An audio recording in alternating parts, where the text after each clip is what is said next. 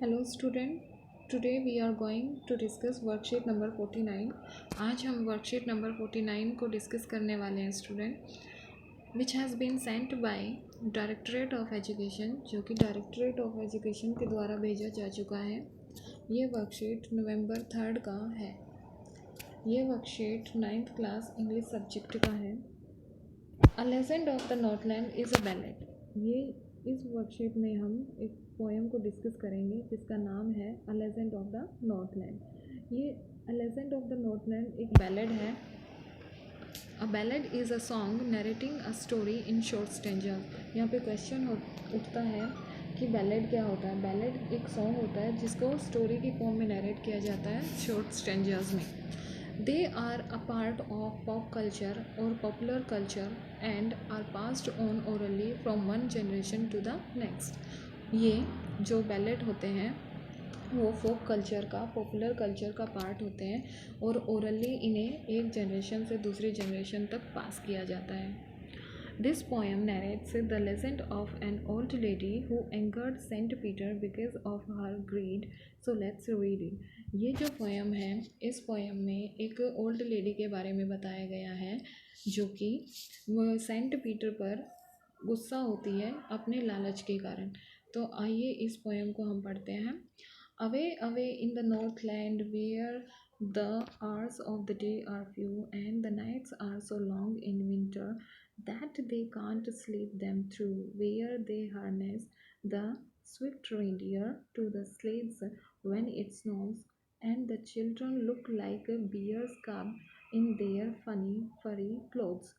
ये जो पोएम है इसका इंट्रोडक्शन नॉर्थलैंड प्लेस से होता है जहाँ पर सर्दियों में जो दिन का टाइम होता है वो कम होता है, मतलब दिन छोटे होते हैं और रातें लंबी होती हैं।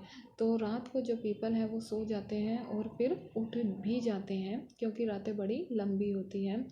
और यहाँ पर रेंडियर का जिक्र है और स्लेज का। जो रेंडियर है उनको स्लेज में यूज़ किया जाता है गाड़ी बनाने के लिए। और ये जो रेंडियर है और जो स्लेज गाड़ी है वो बर्फ़ पर चलती है।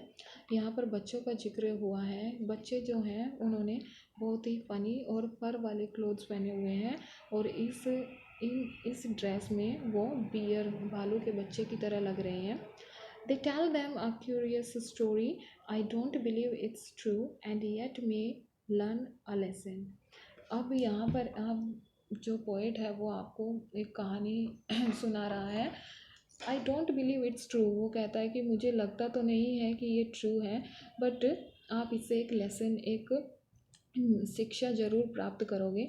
If I tell the tale to you, once when the good saint Peter lived in the world below and walked about it preaching just as he did. You know, he came to the door of a cottage in traveling round the earth where a little woman was making cakes and baking them on the hearth, and being faint with fasting for the day was almost done. ये जो story है student, ये एक old lady और Saint Peter की है। इस story में जो गुड सेंट पीटर है वो अपना आसपास की जगह पूरी दुनिया में घूमते रहते हैं और प्रीचिंग मतलब लोगों को उपदेश देते रहते हैं, क्योंकि एक सेंट का काम ही, साधु संत का काम ही होता है कि वो लोगों को उपदेश देता है, शिक्षाएं देता है, अच्छी बातें बताता है। तो अब जो सेंट पीटर है वो पूरा दिन घूम घूम के थक गए थे और वो भूखे भी थे। तो वो एक कॉटेज में जाते हैं, एक झोपड़ी के दरवाजे पर खड़े हो जाते हैं क्योंकि पूरा टाइम ट्रैवलिंग कर कर वो थक गए थे।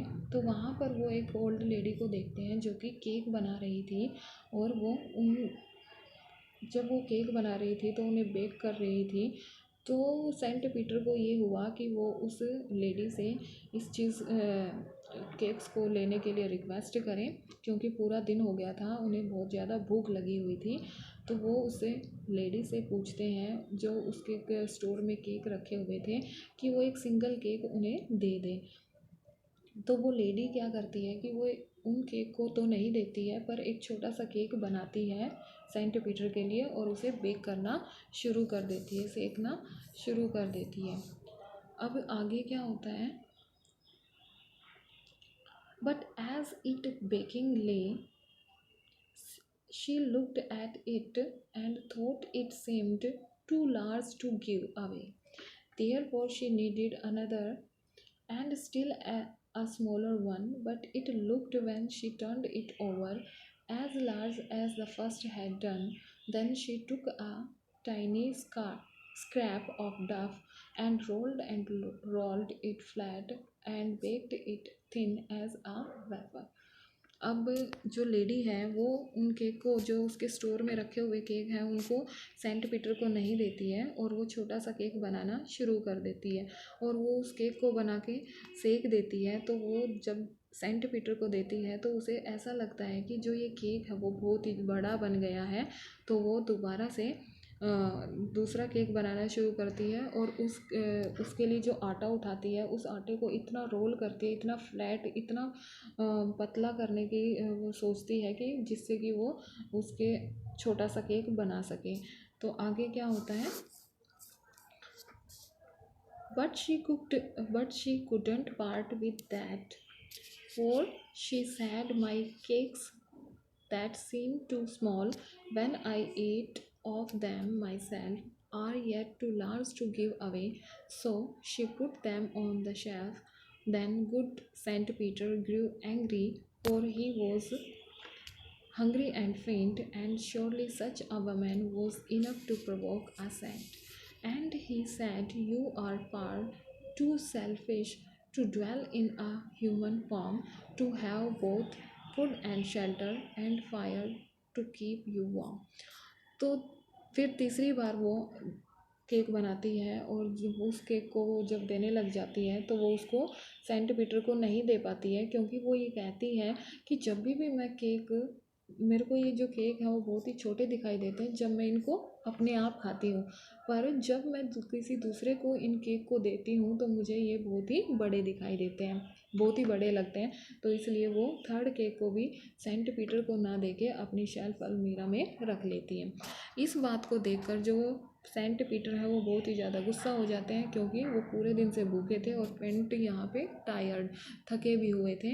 तो उन्होंने कहा कि ये जो लेडी है ये बहुत ही ज़्यादा शेल्फिश है, इसने एक सेंट को भी, मतलब एक सेंट की भी रिस्पेक्ट नहीं की है और ये एक ह्यूमन फॉर्म में रहने के लायक नहीं है, क्योंकि इसके पास फूड और शेल्टर दोनों है और इसको गर्म करने के लिए इसके पास फायर भी है।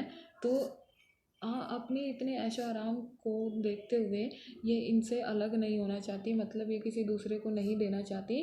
तो इसे कोई हक नहीं है, कोई अधिकार नहीं है कि ये ह्यूमन फॉर्म में रहे। Now you shall build as the birds too and shall get your scanty food by boring and boring and boring all day in the hard dry wood. Then up she went through the chimney, never speaking a word, and out of the top flew a woodpecker, for she was changed to a bird.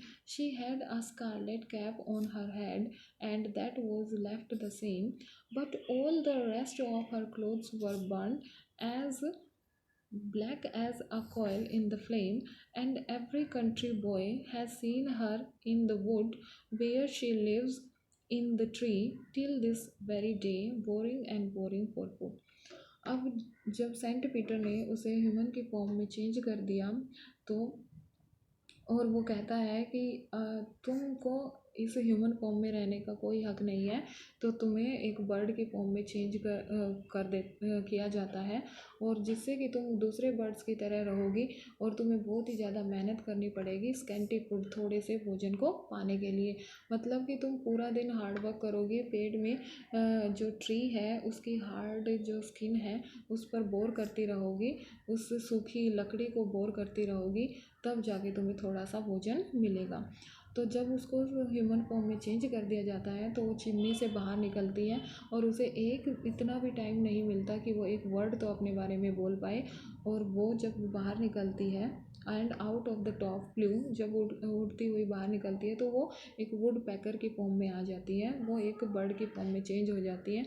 जो उसने जब उसको अब श्राप दिया गया था तो उस टाइम पर उसने रेड कलर की कैप अपने सिर पर डाली हुई थी, तो उसकी जो जैसे कि बर्ड की जो ऊपर का जो टॉप होता है वो रेड होता है, तो ऐसे ही वो रेड हो गई थी और जो उसके अदर क्लोथ्स है वो बर्न मतलब जल गए थे, तो वो ब्लैक में चेंज हो गए थे। और जब भी वो स्कूल बॉय, उस कंट्री के जो स्कूल बॉय हैं, जब स्कूल जाते हैं तो रास्ते में उसे उस पेड़ पर बैठा हुआ देखते हैं और वो पूरा दिन उस पेड़ पर बैठकर बहुत ही हार्ड वर्क करती है, बोर करती रहती है, तब जाकर उसे थोड़ा सा भोजन मिलता है। तो आई होप स्टूडेंट कि ये जो स्टोरी है